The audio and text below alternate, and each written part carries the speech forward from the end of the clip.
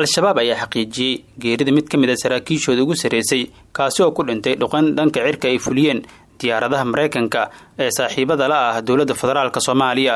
bayaan ka soo baxay al-shabaab ayaa lagu sheegay in mas'uulka la dilay in lagu magacaabi jiray Sheekh Maxamed Abu Usaama oo ahaa madaxii guddiga gurmadka abaaraha ee al-shabaab.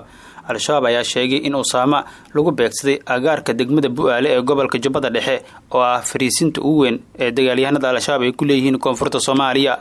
inkastoo taliska Mareykanka ee qaaradda Afrika uusan weli soo saarin war-saxaafadeed rasmi ah ku saabsan duqeyntan, balse hay'adda sirdoonka nabad sugidda Soomaaliya ee NISA ayaa isniintii shaacisay in howlgar qorsheysan ay ka fuliyeen agaarka degmada Saako iyo kaashanaya saaxiibada caalamka. NISA ayaa xustay in howlgalkaas lagu dilay hogaamiye sare oo ka tirsan al-shabaab, inkastoo markii hore magaciisa aysan carbaabin. duqeynta ayaana qayb ka ah qorshaha dagaal ee buuxa ee dawladda federaalka Soomaaliya ee ku dhawaaqday, kaasi oo jeedkiisu yahay in lagu weeqo maamulka ilaha dhaqaale ee dhanka al-shabaab. geerida Abu Usaama ayaa ku soo aaday xilli al-shabaab ay waayeen maalmihii ugu dambeeyay laba ka mid ah tiirarkooda u qaabilsanaa dhaqaalaha sida ay sheegtay hay'adda NISA. ciidanka gaarka ee gaashaan ayaa 27kii bishan howlgal ka dhacay gobolka Shabeellaha Hoose ku dilay Axmed Dubad Xidig oo loo yaqaanay Sheekh Aadan Dheere. Xidig ayaana ahaa madaxii maaliyadda ee al-shabaab u qaabilsanaa gobolka Banaadir, kaasi oo la sheegay inuu ahaa isha ugu weyn ee al-shabaab ee dhanka lacagaha ka soo gala ganacsiga iyo sidoo kale ganacsiyada guud ee dalka. hay'adda sirdoonka ee qaranka ayaana ku guuleysatay in shacabka Soomaaliyeed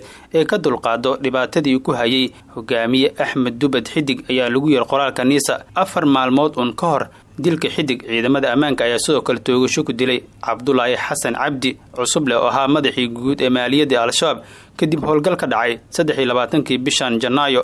khubarada dhanka amniga ayaana rumaysan in luminta 3 sargaal oo u qaabilsanaa dhanka gargaarka lacagaha gobolka Banaadir iyo maaliyadda guud ee tahay guuldaro weyn oo dhanka howlgalada ah oo soo wajahay dhanka al-shabaab.